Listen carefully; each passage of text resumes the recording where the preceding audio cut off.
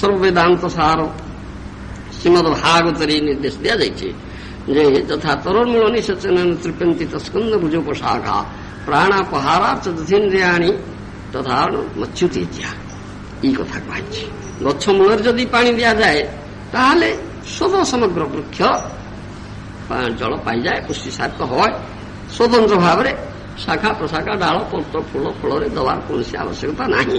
ଆହାର୍ଯ୍ୟ ପଦାର୍ଥ ଯଦି ଉଦରକୁ ଦିଆଯାଏ ତାହେଲେ ସ୍ୱତଃ ସମସ୍ତ ଶରୀରର ପୁଷ୍ଟିସାର ହୁଏ। ସ୍ୱତନ୍ତ୍ର ଭାବରେ କୌଣସି ଅଙ୍ଗ ପ୍ରତ୍ୟଙ୍ଗକୁ ଦିଆଯିବାର କୌଣସି ଆବଶ୍ୟକତା ନାହିଁ। ଯଦି କେହି ଏ କଥା ନ ମାନନ୍ତି ଆଉ ସ୍ୱତନ୍ତ୍ର ଭାବରେ ନିଜ ଅଙ୍ଗ ପ୍ରତ୍ୟଙ୍ଗ ମାନଙ୍କୁ ଦିଅନ୍ତି ତାହେଲେ ଫଳଟା କି ହବ ତାହାର କଥା ମଧ୍ୟ ଅଛି ଆମର କଥିତ ଅଛି। ଥରେ ଉଦର ଅବୟବ କଳି କଲେ ଆଉ ଅବୟବ କହିଲେ ଅଙ୍ଗ ଅନ୍ୟ ଅଙ୍ଗ ପ୍ରତ୍ୟଙ୍ଗ ହସ୍ତ ପଦ ଚକ୍ଷୁ କର୍ଣ୍ଣ ନାସିକା ଇତ୍ୟାଦି ଶରୀରର ଅନ୍ୟ ଅଙ୍ଗ ଅବୟବ ଅଙ୍ଗ ପ୍ରତ୍ୟଙ୍ଗ ସେମାନେ ବିଚାର କଲେ ଦେଖେ ଉଦରଟା କିଛି କାମ କରୁନି, ଏ ଖାଲି ଖାଉଛି।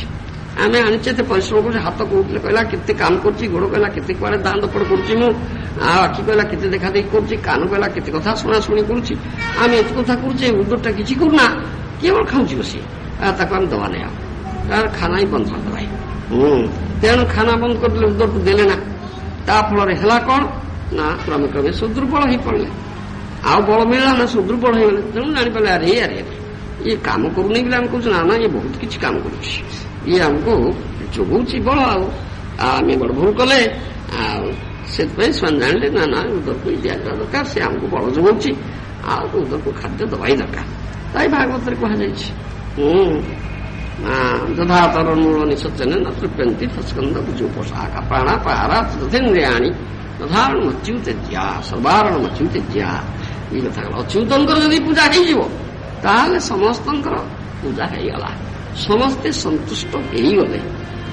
ଯସ୍ମିନ୍ ତୁଷ୍ଟେ ଜଗତ୍ ତୁଷ୍ଟ, ଯିଏ ସନ୍ତୁଷ୍ଟ ହେଲେ ସମଗ୍ର ଜଗତ ସନ୍ତୁଷ୍ଟ ହେଇଯିବ।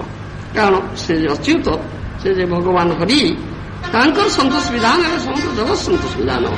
କାହିଁକି ନା ସେ ହଉଛନ୍ତି ସୋର୍ସ ଅଫ୍ ଅଲ୍ କ୍ରିଏସନ, ସମସ୍ତ ସୃଷ୍ଟିର ଉତ୍ସ, ସୃଷ୍ଟିକର୍ତ୍ତା। ଯେତେ ପ୍ରକାଶ ଯାହା କିଛି ଆମେ ଦେଖୁଛେ ସେ ସବୁର ଉତ୍ସ ହଉଛନ୍ତି ସେ ଭଗବାନ ହରି।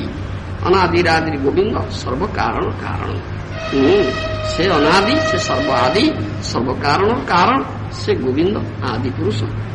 ତେଣୁ ତାଙ୍କର ସନ୍ତୋଷ ବିଧାନ, ତାଙ୍କର ତୃପ୍ତି ବିଧାନ, ତାଙ୍କର ଆନନ୍ଦ ବିଧାନ କରାଯିବା ଉଚିତ। କରାଗଲେ ସମସ୍ତେ ସନ୍ତୁଷ୍ଟ ହେଇଯିବେ। ଏଇ କଥା ଆମକୁ ଦିଆଯାଉଛି, ଶାସ୍ତ୍ରରେ ଏଇ କଥା ଦିଆଯାଉଛି, ଏ ସିଦ୍ଧାନ୍ତ କଥା ଦିଆଯାଇଛି, ଶେଷ କଥା ଦିଆଯାଉଛି। ଆଉ ସେ ସନ୍ତୁଷ୍ଟ ସବୁ ସନ୍ତୁଷ୍ଟ ହୁଏ। ଗୁରି ଗୁରି ପ୍ରମାଣ ଅଛି ଆମର ମହାଭାରତ।